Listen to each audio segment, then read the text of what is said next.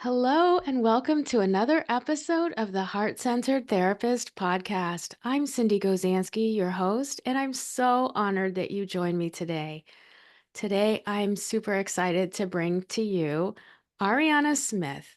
Arianna Smith is a licensed therapist and strategic copywriter who specializes in helping therapists grow their private practice through heart centered copy and email marketing. By blending clinical insight, intuitive wisdom, and no fluff content strategy, she helps therapists express the essence of their heart's work, authentically connect with their audience, and attract right fit clients to grow and scale their practices. Oh my goodness. Welcome to the podcast, Ariana. Cindy, it's so good to be here. I'm so grateful that we're on this call today. I'm thrilled. I mean, just reading your introduction, you're such a perfect guest for the Heart Center Therapist podcast, where we want to practice. And practice means even from our website, from our copy, from our Psychology Today profiles, everything that is about us Mhm. matters in our messaging to our clients and then how we show up. And you were a trauma therapist. So, who better than you, who has the lived experience of being a therapist, which for better or worse, takes a lot of courage. And so, just walk me through, how you got into this from therapist to copywriter and working with primarily therapists, I guess. Mhm. Well, and I just want to name when you say the practice of being a heart centered therapist, our website copy is often the first impression that our clients have of us, too. So it's an opportunity to have that first impression really reflect how we show up in session. And I have been in the helping profession for a long time. I won't say how many years, but a long, long time. Even before I was a therapist, I was working at domestic violence shelters. I was volunteering for sexual assault hotlines. I was working in child protection. So being heart centered has been a core aspect of my career for a really long time. And then I became licensed, became a therapist in 2012 and then went into practice in 2016, 17, around there as well. And the reason I got into copywriting is because back before the pandemic, we were bound by offices. Yes. And I really wanted um, a career in addition to being a clinician, because I still am a clinician. I still am working as a trauma therapist to this Oh, day. wow. I didn't Yeah, know that. Oh my oh, gosh. yeah. Yeah. Wow. Yeah, I still maintain a private practice Mhm. in Littleton and also work as a copywriter. And so, what I wanted when I became a copywriter was I wanted something that was a creative outlet that was of service and also not as emotionally taxing as being a therapist and sitting with folks in their darkest moments. And so, I had always actually had an interest in writing and also linguistics, and Oh, of course, psychology. And copywriting is really just the psychology of words. People think copywriting is a lot about writing, which it is, but so much of it is psychology, which we're going to get into today. So, therapists are really uniquely suited to this.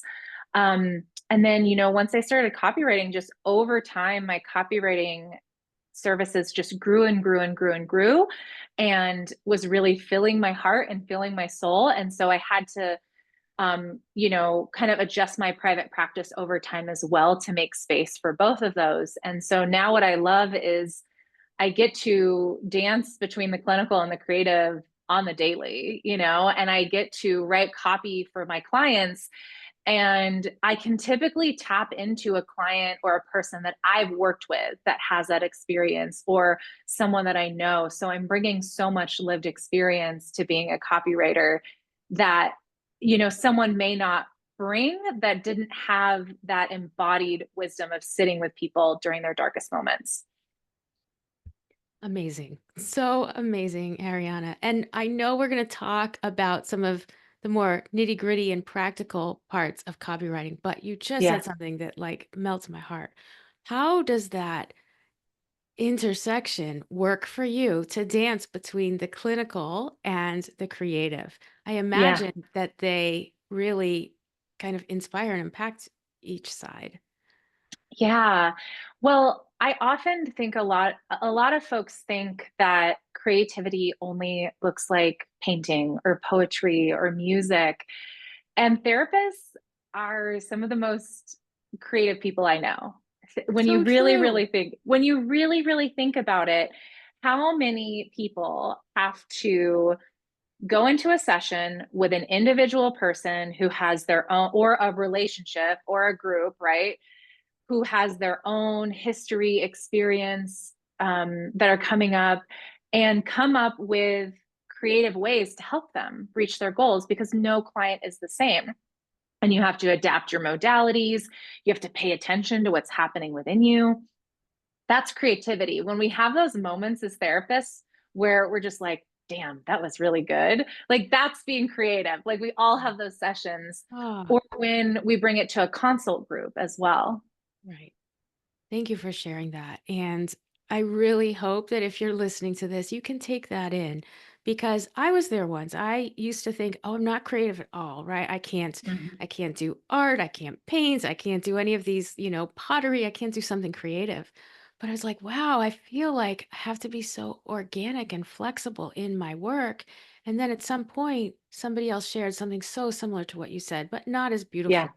Like, that's validating for us that we Yeah. also get to be creative in a job that seems like structured and we have these different modalities to use. So it's freeing. Please, listeners, like take some of that freedom Yeah. and let it flow because that's when we do our best work. Yeah. So I am already having such a good time on this podcast with you, Ariana. This is so great. Um, you still practice as a therapist and then you do copywriting. Is it only for therapists or for anybody or like what's your niche? Since so much of my business, my copywriting business is word of mouth, it does really cater to therapists, but I have worked with anyone, I mean, anyone who is being of service and holding space for their job. And so I've worked with other ones, but I really love working with therapists because, I mean, speaking of that heart-centered, it is really a job that you do have to bring your whole heart to. There is no way to, do it halfway. And so I feel like when I get to work with therapists as a copywriter, they're bringing that to the vision that they want to have for their website, for their sales page, for their email marketing, of like, how can this be so aligned and authentic? And I definitely work with other professions, but I mean, my heart is really working with therapists and really enjoys that. Yeah. Yeah. Thanks for sharing that. I think the more we touch on being heart centered, which, out the gate, that's what we're talking about in here. Yeah. It is so important, especially in our world today, and how you are able to talk about being of service, that's so much a calling for so many helpers, so many in the helping profession. And we don't need to hide from that. We can like be proud of it. And that Mm-hmm. also comes through in our messaging. And, I Mm-hmm. know it's a challenge because people want to maybe not have the extra expense. So they'll use like a one-page website that they get through their EHR or something like that. But I really believe that our clients want more, just like we as a consumer. Think about it, right? If you're like going to buy something, don't you want to see maybe some reviews and Yes. different, photos of how the item is displayed or whatever? I Yeah. think our clients want that too. They want to hear our voice or so many other Yes. things. So please tell me a little bit about like what you call heart-centered copy and Mm, messaging. mm. I want to speak to first. You said some people might do a one-page website for their profile, and I always ask folks whenever I'm mostly working in a copy coaching perspective is, what do you need your copy to do for you? Because for some folks who just need to, I've worked with folks that they're like, I just need a few clients as I build up my practice. That one page could work for them. But if they're like, I want to completely fill my practice with private pay clients, well, we're going to need a little bit more than that. So I think when we think about what is heart centered and what is strategic, we have to ask, okay, how, like, where do I want my business to go and take me, and seeing how the copy can correspond. When I think of heart-centered copy, though, I think of it in this way of it being heart to heart, from your heart to the client's heart, which are two distinct different ways to look at it. And when we're looking at your heart, this is coming back to the writing process. How are therapists sitting down and engaging in the writing process? A lot of folks are really leaning into AI generated copy right now, which I have some thoughts around as both a Good. That's therapist on my and a list. copywriter. Oh, it is? Okay. As a copywriter. But I also think if we were to think about, we're thinking about heart-centered copy, let's look at the therapist's heart and let's look at the client's heart first. And so when we look at first the therapist's heart, we're looking at their writing process. And because I'm a trauma-informed IFS neurodivergent therapist, I'm always thinking about what has been your trauma history with writing and showing up and being seen authentically, right? Like, how have you been conditioned to show up? Probably a lot of perfectionism coming in there, right? There's I'm also just a going to slow question. you down for a Yeah, second. okay. As a therapist, because what you just said was so significant. What is your trauma history around writing? I want everybody to think about that. A lot comes up for me just as you said that, and nobody has ever asked that question before, right? It could go back to Yeah, school. It could go back to something you tried to do journaling. It could go back to a course you took. It could go to anything. yeah. Well, and if you're, and if you're neurodivergent, you might not have the same consistent executive functioning to execute what's going on in your brain into words, right? And so you might think of writing as either something that's super in flow and exciting or super frustrating. We might have different, just I'm an IFS therapist at my heart. I'm thinking about what parts are showing up too. And often, our experience is being an academic, right? So we sit down and we're writing our therapy website to other therapists, right? Because that's what our academic part does. Um, but there's also, when you're speaking about this trauma history around writing, I think about, I won't share specific details, but I think about therapists that I've worked with.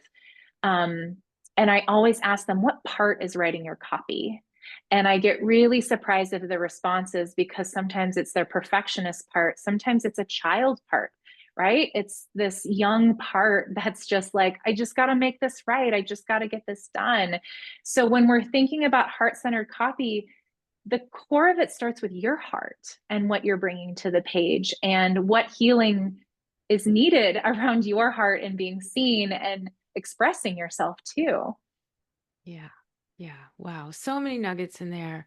So, what part of you is doing the writing? And so, this is Mm-hmm. from the therapist's heart. And Mm-hmm. then we're trying to touch the client's heart and hopefully those right fit clients that we want. Going Yes. back to what you said, if you only need a few clients, great. One page will do it.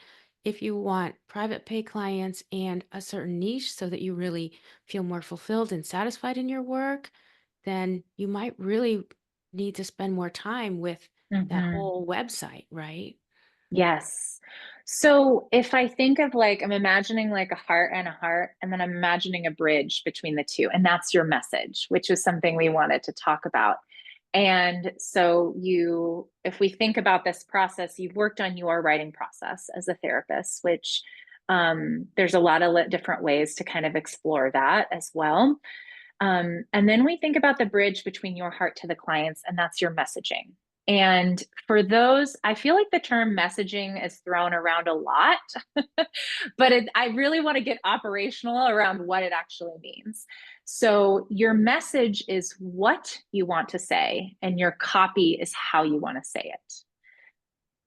And so, if we skip ahead to the copy before we've thought about our message, it's going to be a really difficult process. It's going to be like, well, what do I actually want to say? How do I want to say it? So when people are wanting to consider what their message is, there's kind of 5 things that I want therapists to be able to answer about their message. Who do you serve? Like, and we can do you want let's give an example. Yeah, great.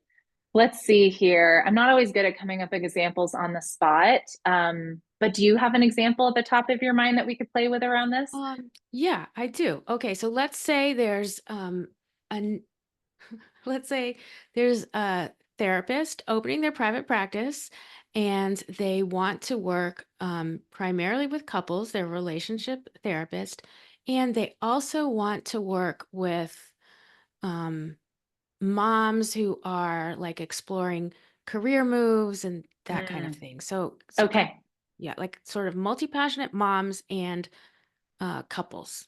Oh, this is oddly specific. I really love this, Okay. which is great. We want a specific message. Like clearly you have thought about messaging because you are already naming so many things here. So the way we can assess our message is who is it serving, right? So um in your case, like multi-passionate moms, that's like wonderful. If you wanted to get more specific, it could be like, do they have young kids? Are they empty nesters? We can get a little bit more specific about their stage of motherhood. When we're thinking about these couples, I think we can get a little bit more specific around that. So I'm asking, who's it serving? I'm also asking, why does it matter? So why, so first, actually, hold on. Who are you serving? What are you offering? Which is just a service. So let's Yeah. say couples therapy. And why does it matter? So why does couples therapy matter to your ideal clients? Are they fighting all the time? Are they blending families? And so Mhm. they need to think about that. Why does it matter to them? What is the result that is going to come from it? And then I also want to know the but. So this is when people are like, I'm interested in couples therapy, but. And in the copywriting jargon, this is called objections, which Okay. is what are going to be the hesitations or the questions that your ideal clients are going to have in order to access the service. So if y'all are listening right now to this and you have your private practice copy, see if you can answer these questions. Who do you serve? What is it? Why does it matter? What's the result? And what's the but? I want this service, but here's what I'm afraid of. How does that sit with you? Yeah, I think that's great. So even as you're saying this, was like, wow, that topic was a little too big. It would probably have to be like two separate pages or something, right? The part for Yes. the couples and then the part for the moms. Yeah. Um, and such a great exercise. Yeah. So what with the moms, what is the result that the moms are going to get from this work together? And why should it matter to them? Why is getting support around their career matter to them? Well, because the more they invest in themselves, the more they can give to their family, right? So this is an example of like really spelling it out for folks. What could the but be for these moms? It could be, but I have so much else going on right now. Why should I add another appointment? Right. So, and Yeah. that's something you want to know because you want to speak to that in your Yeah. messaging. So, yeah. Or I've never So, prioritized myself. yeah. Yeah, right. So we're Yeah. speaking to the buts or the objections also in the heart-centered message because it's still getting at what's stopping them from taking that action. Think about it like when you're in session with folks, like you work so gently and so thoughtfully with the fears that clients have. When you're like, hey, let's try. I'm also an EMDR therapist. So I'm like, hey, what do you think about trying EMDR? And it would be really rude of me to just be like, let's just go ahead and try it, as opposed to what questions or thoughts do you have coming up?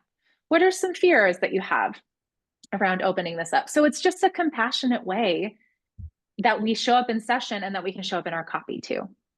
Yeah, that compassion and permission is really important. And I do see the Yeah. parallels.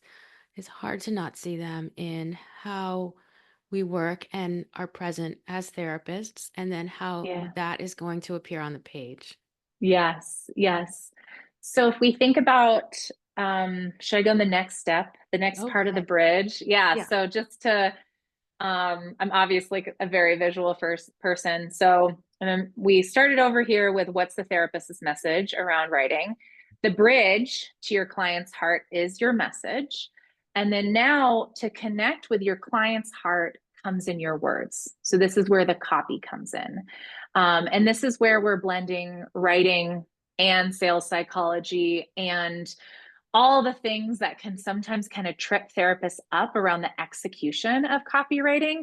And so I have so many practical tips to offer your listeners around this, but I also don't want to dump it on them either. So where would you like us to start around looking at words that touch the client's heart and connects with Yeah. their Yeah. experience? I think you should dump it on us. Yeah.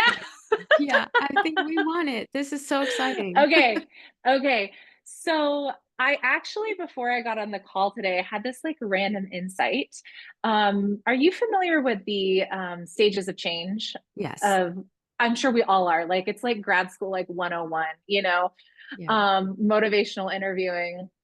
And so in the stages of change, there's kind of like five stages. There's pre-contemplative, where people don't even know they have a problem. There's contemplative, where they're like, I have a problem, but I don't know if I want to take it or not. I think the next one after that is action, right? Is that the next one after that? Um, Now I had this Mm. memorized and then now whew, it's out of my Oh, brain. So no, the that's next one okay. is Yeah, so the next one is action. So they know that they have a problem and they're looking for solutions to do it. And then after that, I think is maintenance in a Mhm. way. And Yeah. then depending on what model you're looking at, it can kind of change.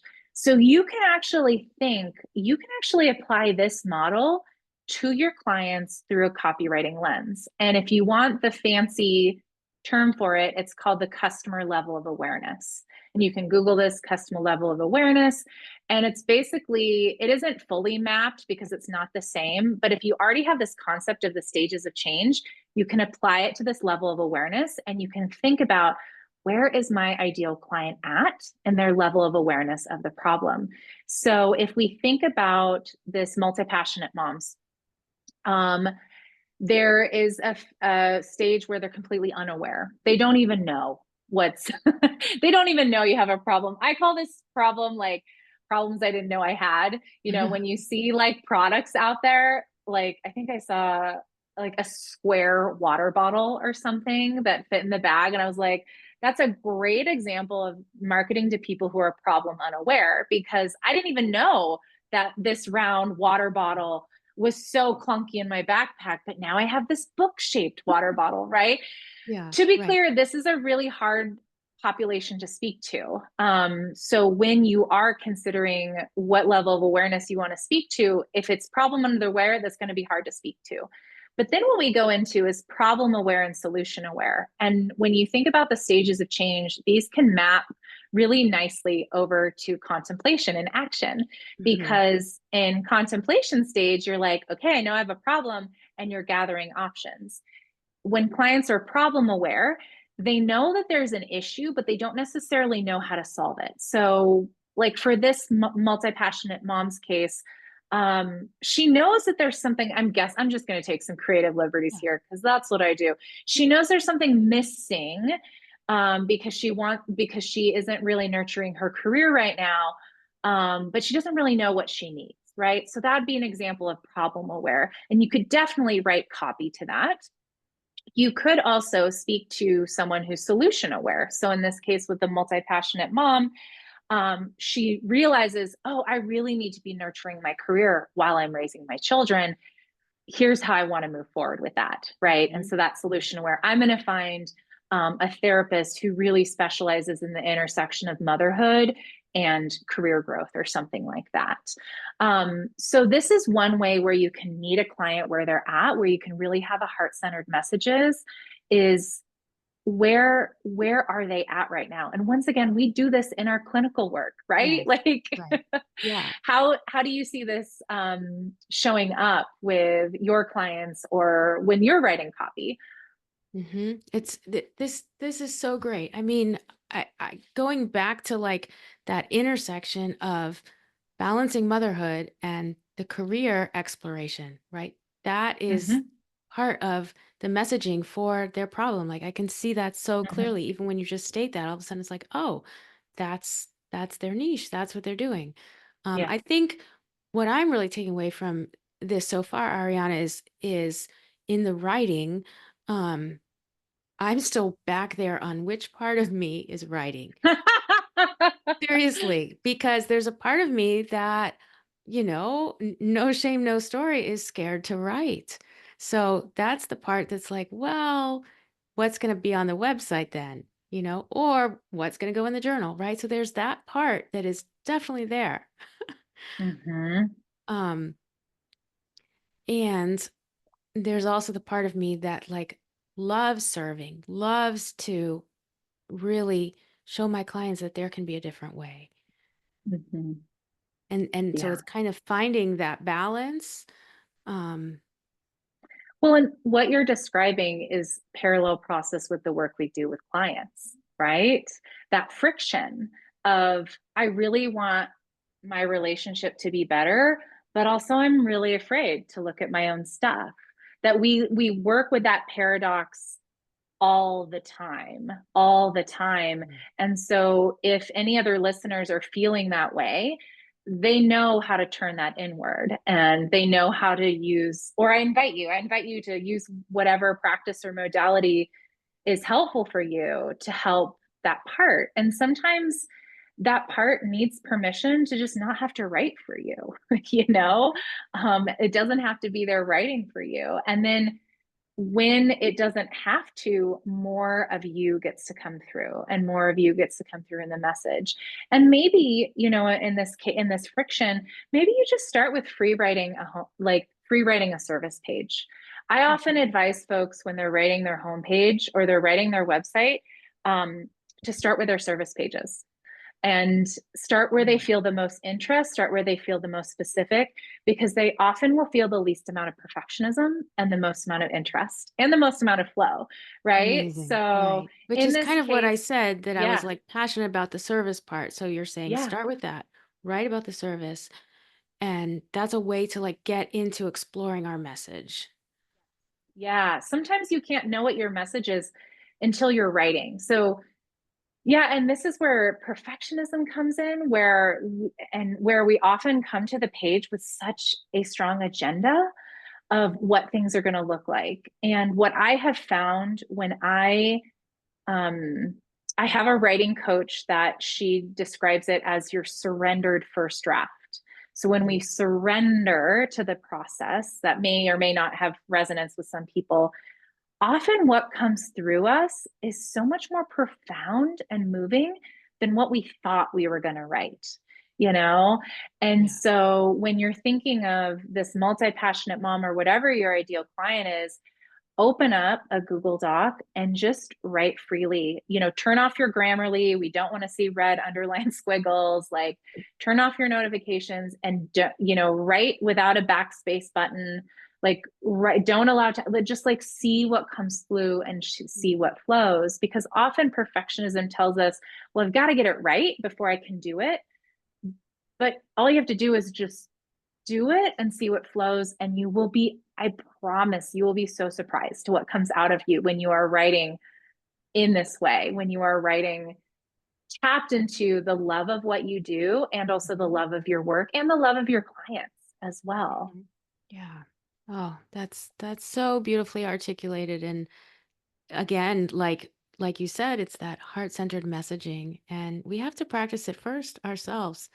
So I Yes. love those tips. Are there any other practical tips? So this is kind of like a Yes. free writing, let go of the perfectionism, start with your service page.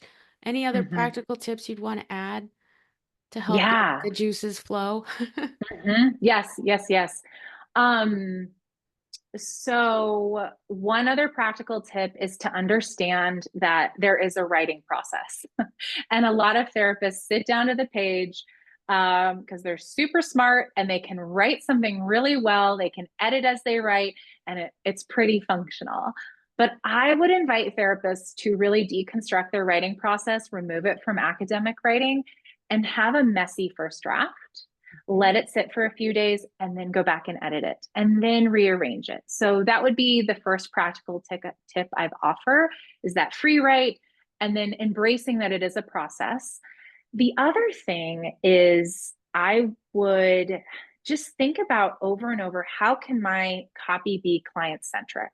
How can I make this about them? How can I answer the question, what's in it for them? So when I'm writing copy for folks, I'm always in the back of my mind filtering this through the what's in it for them. And the closest clinical practice I can match to this is how we evaluate self-disclosure, right? Mm. When we are self-disclosing, we are thinking about how is Yeah. this going to serve the client? And so when you are writing, say, let's see here, let's think of this multi-passionate mom. I would ask the question, what's in it for them? Right. And this goes back to the buts. Like, I'm so busy right now. What's in it for me around this? And they're not using those words, but that's what people are Right. always asking unconsciously. Being mindful of jargon as well. So therapists, we love our jargon. And Yes. and sometimes jargon can show up in ambiguity as well. So when people are using terms like, heal your anxiety or something like that, I would just invite to bring in more specificity to that, because the more ambiguous we are, the less likely that clients are going to be able to picture it. So I'd imagine, so here's a little exercise folks can do when they're thinking about the results of their copy. Let's think back to this multi-passionate mom. So she's achieved the result from her work with you, and you're directing a movie of her life now. What are we seeing? What's happening? What are we smelling? What are we tasting? What are Mm. we witnessing happening? Right? Engaging those senses.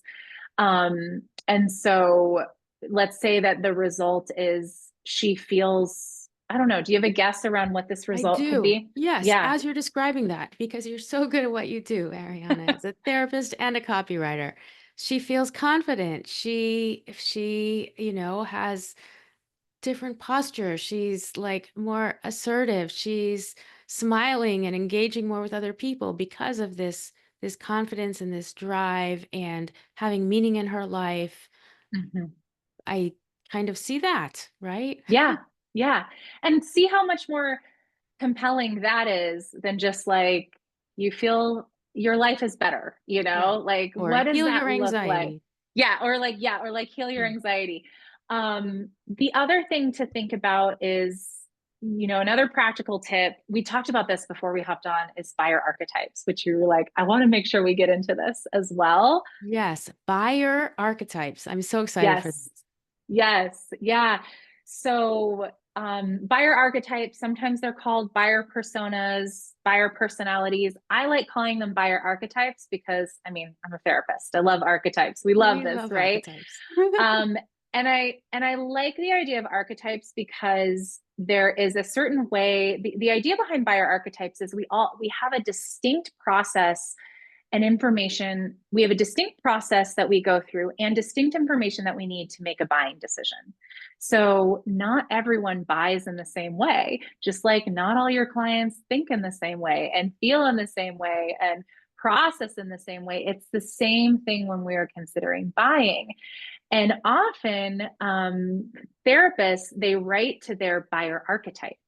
And so Oh, to their own buyer yes, they archetype. write to Okay. they write to their own buyer archetype. So um, for I have a guide around this. So if I start to Oh, talk about this and folks do want a visual guide around this, we'll include that in the show notes so that people can see a amazing. visual representation of this. Thank you. But the Thank you so much. Yeah, And we'll link your website, which is ariannasmith.com. Is that it? yes, yeah, ariannasmith.com. good Yes. And memory. we're going to definitely link everything and some of these bullet points too. So for sure. Yeah. Well, so when it comes to buyer archetypes, the best way to picture it is a quadrant. I love a quadrant. If only the human experience could fit into a quadrant. And on one axis of the quadrant, you have um, the speed of which they make a decision from fast to slow. And on Mhm. the other side of the quadrant, you have the dominant information that they need to make a decision, logic versus emotion. So, as you can imagine, that divides things into four different archetypes. Those that are kind of make decisions more slowly and need logic, I call those the thinkers. Those are the motto of let me overthink this, let me have a spreadsheet around what I'm going to what I'm going to buy. Like, they're reading reviews.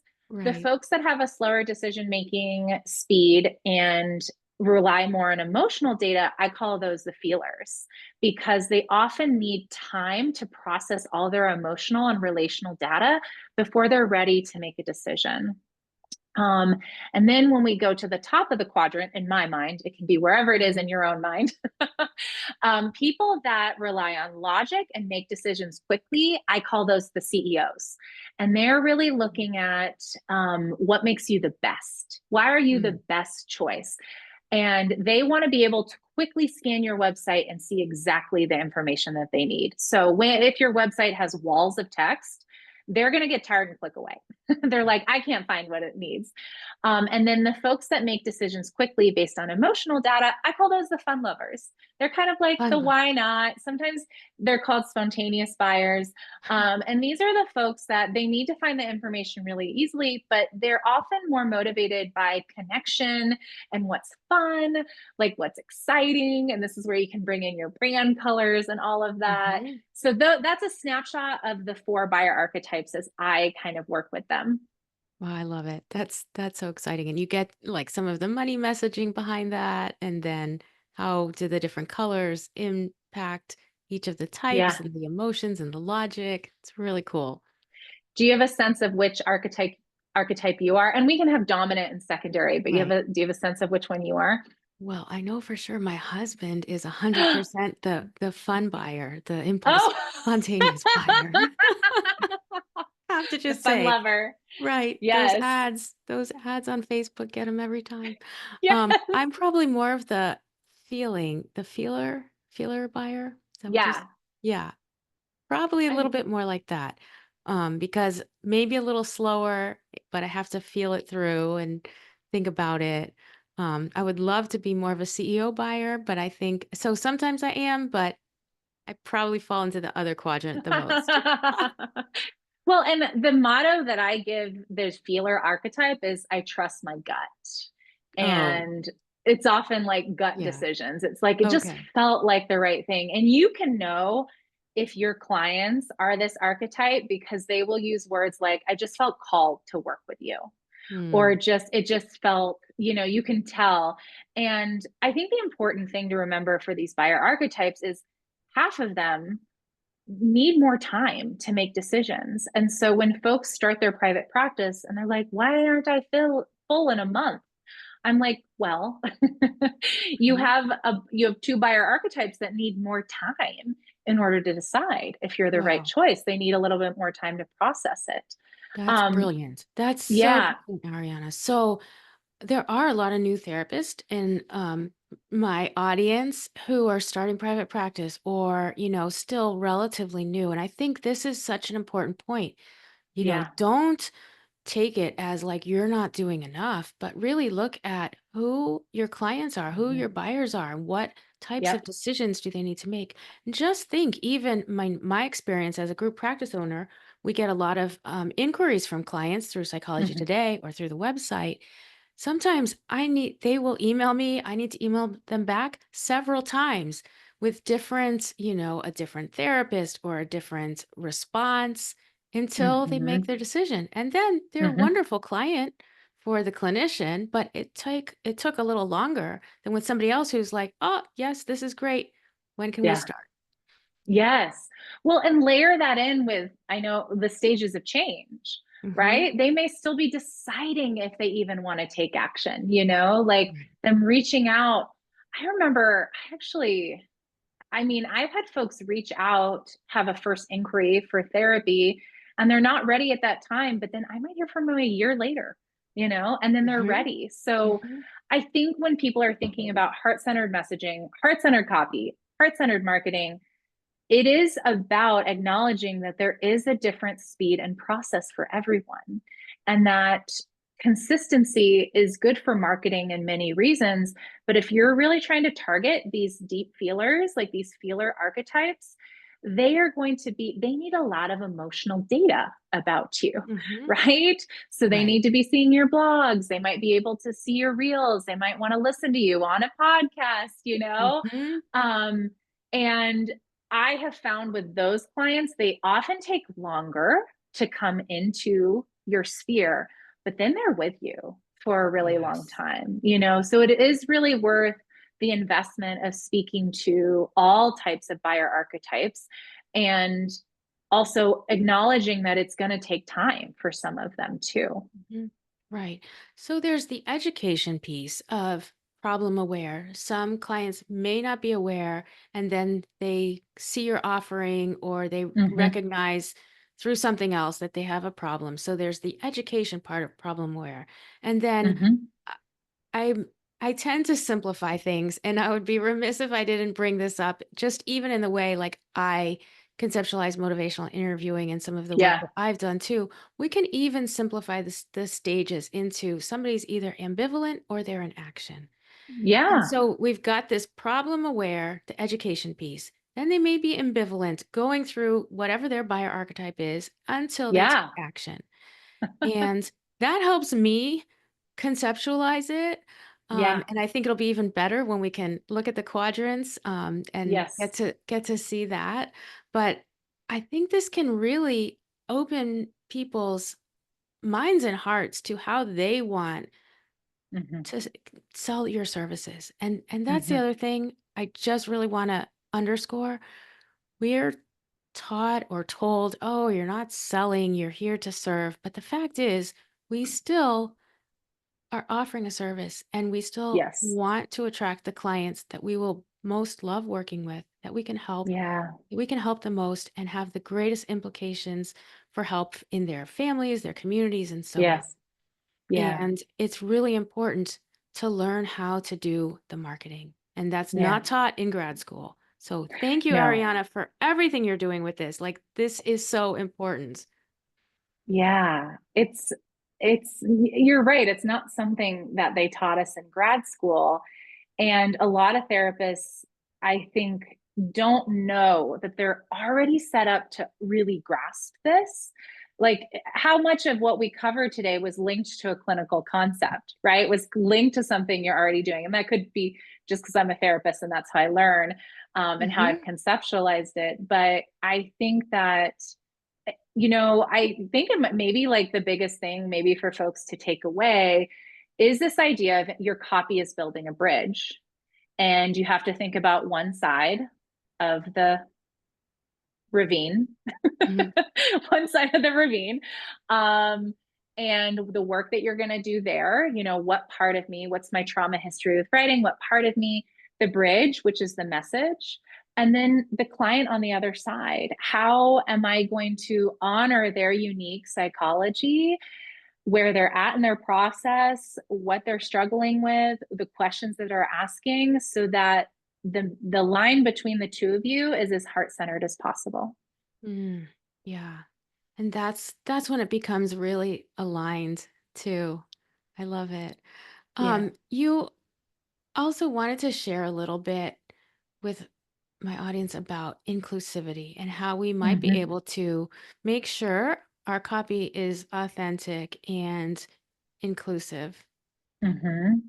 So I have a little bit of a rebellious side around this, like a rebellious part, because I think there is some dominant messaging around authentic. Being authentic means being overly vulnerable. It means being extractive of like you need to use your identities, these parts of you, to almost self-exploit yourself. And I don't ever believe that therapists need to exploit themselves or overshare in order to have solid messaging, you know? So that's the first thing I want to say. But when you're thinking about inclusivity, I really think that starts with doing the work within yourself to sometimes like to look at the bias within yourself and possibly explore resources around decolonizing your practice. I'm not an expert on this subject. I've been learning from some great people around this. And the reason I bring this up around starting within yourself, which kind of is similar to what we've been talking about with heart-centered Yeah. copy, is if you are just, it's very common for, therapists that want to be more inclusive in their copy to be like, just give me a checklist. right? Just give me a checklist. Oh, include diverse representation of people on my website. Check, you know? And Right. I think unless you have done the internal work around this, it's going to feel performative and also could be harmful to clients as well. So, but when you are thinking, so there's a lot of great resources out there around this, but I think the thing is starting within yourself. If there is one thing that you do want to think about on kind of a checkbox, is I really invite folks to share some of their identities on their website. Hmm. And so that is really a way to signal to your folks. One is probably going to be uncomfortable. That's a good sign, right? Like it's probably Yes. going to be uncomfortable for you to do. That's a good sign. But it's also a way for you to signal to your clients through your copy that, hey, I've actually thought about where I exist within the bigger systems of our society. I've actually acknowledged that depending on my identities, I have certain privilege in some areas and a disadvantage in some areas. And so I think that is maybe if people are like wanting to walk away and give this a try, that's what I'd recommend that folks explore. Mhm. And if that brings up a lot of discomfort, great. That's part of the work. That's the field we're in. Yeah, that's the field we're in. And exploring, working with DEI experts that are actually actively teaching on this stuff and speaking about how to be truly and genuinely inclusive in your copy Yeah. and also in Yeah. your That's practice. Yes, such great advice. And, I also think it's important to remember that it's okay if your copy or your marketing repels some clients. Those aren't meant for Yes. you. And so it Yes. works both ways. Like we're not being polarizing here. We're saying share a little bit about yourself so others can have a sense that's authentic. And then, Yeah. Well, and also I think when it comes to authenticity, this is where I lean a lot on the buyer archetypes because not all buyer archetypes really they care about different things about you, Mhm. right? So, and this is in the guide that people can download, but like the feelers, they're going to want to see more demonstration of your values in action, right? Okay. The thinkers are going to want to see that you have a set process, right? They're going to Mhm. want to understand your process of things. The fun lovers are really focused on connection. So they're the folks that might be a little bit drawn to, you know, you talking about your favorite shows. They're really looking for that Right. relatability component. And the CEOs, they really are kind of anti-fluff and they just want to know what makes you the best, right? Mhm. What makes you Mhm. the best choice. So I like to think of what people are trying to combine authenticity and strategy, I lean on the buyer archetypes because I'm like, Yeah. okay, first, what's authentic for me? And what is something that would be strategic to share that matters to the buyer archetype of my buyer? Kind of like what we do with our clients around self disclosure, right? What's authentic to me? What am I comfortable sharing? What is going to benefit them in session? Yeah. Oh, that's gold. That is so great. Okay, quickly, one more thing because we Oh, have to know your thoughts about AI and AI. ChatGPT and all of those. So if we're doing our messy first draft, then I'm so tempted to just put it into ChatGPT. Ariana, what do I do? Oh, okay. We Oh, could talk a lot about this. My simple stance is, I mean, if we're looking from a heart-centered copy framework, um, is it coming from your heart? mhm. Right? Is it really coming from your heart if you're asking AI to do it? And so I think that is a personal thing that people get to ask themselves. Um, the thing to think about with AI and what feels a little nervous for me as a content creator is that when you put your copy into AI, you really don't know, you kind of lose the copyright in a way. Mhm. So if you're really protective about your ideas, about your content information, about what you're writing, about your niche, there is a risk with putting it into ChatGPT because it's basically like posting it out into the world. Is the way I experience it and I understand it. Yeah. Um, so I really invite folks to discover what their own personal relationship is to AI around copy. I really think that clients can sense when things are AI generated. And Mm, I think that, and the funny thing is, as a copywriter, I have gotten clients specifically because they're like, I hired someone that was using AI and it just didn't turn out that well. yeah, So if I'm getting hired by people that are like, I don't like AI copy, then chances are your clients aren't really appreciating it too. yeah. Um, I do think AI can be great for research. So Hmm. maybe, for example, with your, like, the way I kind of treat AI is I'm like, if this is something I would search for on the internet, I'll maybe give it a shot in AI. So, for example, with this multi-passionate mom, I might ask, like, and this is something I'd probably Google or research. What are some of the common struggles of working moms during the toddler years, right? Like that Right. would be a research example of, well, I'm like, oh, I didn't think about that. So Yeah. that's one way to do it. Do you have thoughts around AI? Does Yeah. this answer your Well, question? I mean, I think that's great. And, you're clearly doing things right to get others, to become your customers after trying something with AI. But I could see like putting in um a prompt like what would be some common objections couples would have to going to couples Yes. therapy as a way to like Yes. start the juices flowing about the hesitations and the buts. So I could see using it as a tool for that. But I've also seen so much of that like generic robotic language or, every time you see like game changer, life changing, you're like, oh no, that must be Embark. AI. What? Embark Embark. is an AI tell. Yeah. Oh There's a yeah. go. Yeah. But I think also, like, even with this FAQ piece, I Hmm. bet the thing that I really am mindful around with AI is believing that it actually knows better than you. Because I bet if you've worked with couples therapists for the past 10 years, if you let your brain open up and flow, you would know what the best objection, like what the biggest Hmm. objections are, right?